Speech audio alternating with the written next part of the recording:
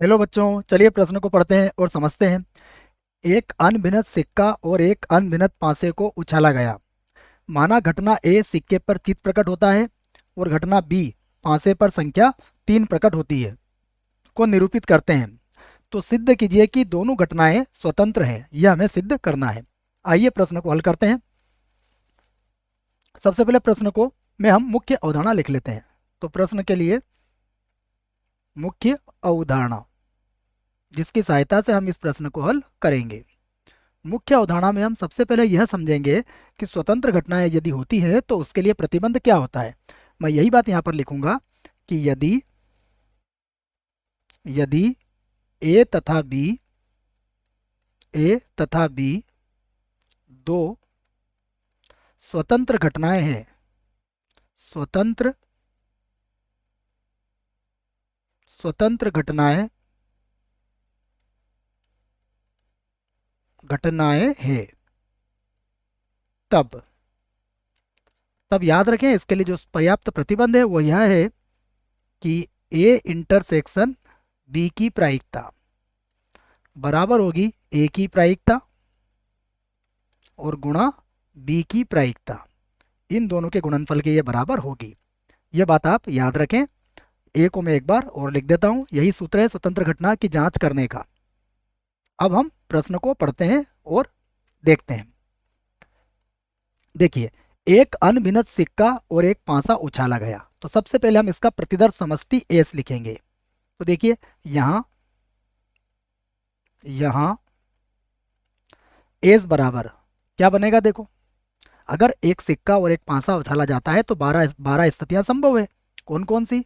सिक्के पर हेड आ सकता है और पासे पर एक आ सकता है, या एच 2 हो सकता है, या फिर एच 3, या फिर एच 4, या फिर एच 5, या फिर एच 6। ये स्थिति बन सकती है 6। और 6 स्थितियां और कौन सी हो सकती है टेल के साथ। तो ये हो गया हमारे पास T1, T2, T3, T4, T5, T6। तो यह 12 स्थितियां संभव है। उसके बाद देखिए, प्रश्न में हमें घटना ए के बारे में क्या कहा गया है। तो अब घटना ए लिख लेते हैं हम। घटना ए में कहा गया है सिक्के पर चित्त प्रकट होता है। तो सिक्के पर अगर चित्त प्रकट होता है तो उसके लिए देखिए क्या स्थितियां बनेगी। एच के साथ एक आ सकता है, या 2, या फिर 3, या फिर 4, या 5, या 6। ये 6 स्थितियां घटना ए के लिए संभव है। अब घटना बी के लिए भी लिख लेते हैं। घटना बी में क्या कहा गया है कि पांसे पर संख्या 3 प्रकट होती है। तो पांसे पर संख्या 3 प्रकट होती है। इसका अर्थ यह हुआ कि यहाँ पर क्या क्या होगा। या तो होगा H3, या फिर होगा T3। ये घटना बी हो गई। अब इसके बाद हम निकालेंगे A intersection B. A intersection B का अर्थ क्या हुआ? इसका अर्थ हुआ कि पांसे पर सॉरी बच्चों, सिक्के पर चित्त प्रकट हो और पांसे पर 3 प्रकट हो। तो इसके लिए कौन सी स्थिति बनेगी? इसके लिए स्थिति बनेगी H3। अब हम प्रायिकताएं ज्ञात कर सकते हैं। तो अब हम बारी बारी से प्रायिकताएं बच्चों यहाँ पर ज्ञात करते हैं। सबसे पहले हम प्रायिकता निकालेंगे ए की। तो अब हम घटना ए की प्रायिकता निकालेंगे। तो घटना ए के लिए अनुकूल स्थितियां कितनी है? देखो, इसके लिए अनुकूल स्थितियां हैं 6 और कुल स्थितियां हैं 12। तो ये हो जाएगा 6 बटे में आ जाएगा 12, अर्थात हो जाएगा 1/2। उसके बाद अब बी की प्रायिकता निकालेंगे। तो बी के लिए देखिए अनुकूल स्थितियां कितनी है? 2 हैं और कुल स्थिति कितनी है? 12 है। तो ये हो जाएगा 2/12। हल करेंगे तो ये आ जाएगा 1/6।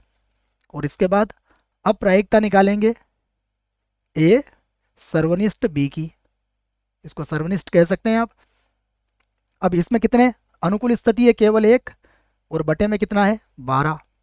अब हम जांच करते हैं कि ये स्वतंत्र घटना है या नहीं है। तो अब हम इस बात को कहते हैं कि यहाँ, या फिर अतः लिख लेते हैं बच्चों। इस बात को हम कह सकते हैं कि अतः, या फिर हम सबसे पहले गुणा कर लेते हैं। देखो, ए की प्रायिकता का गुणा करेंगे बी की प्रायिकता से। जब गुणा करेंगे तो ए की प्रायिकता कितनी है, 1/2 है, और बी की प्रायिकता कितनी है, 1/6 है। गुणा करेंगे तो कितना आएगा, 1/12, और 1/12 किसकी प्रायिकता है, ए सर्वनिष्ठ बी की प्रायिकता है। तो इसका अर्थ क्या हुआ, हम ये कह सकते हैं कि यहाँ हमें क्या मिला है, ए की प्रायिकता गुणा बी की प्रायिकता, ये किसके बराबर आई, ए सर्वनिष्ठ बी की प्रायिकता के है। इसलिए इसलिए ए तथा बी, ए तथा बी क्या है, स्वतंत्र घटनाएं हैं। यही सिद्ध करना था हमें, स्वतंत्र स्वतंत्र घटनाएं घटनाएं है। ये बात हमने सिद्ध कर दी है। देखिए हमें यही कहा गया था कि सिद्ध कीजिए कि यह स्वतंत्र घटनाएं हैं, तो हमने सिद्ध कर दिया है कि ए तथा बी स्वतंत्र घटनाएं हैं। आशा करता हूं बच्चों आपको इस प्रश्न का उत्तर समझ में आया होगा। धन्यवाद।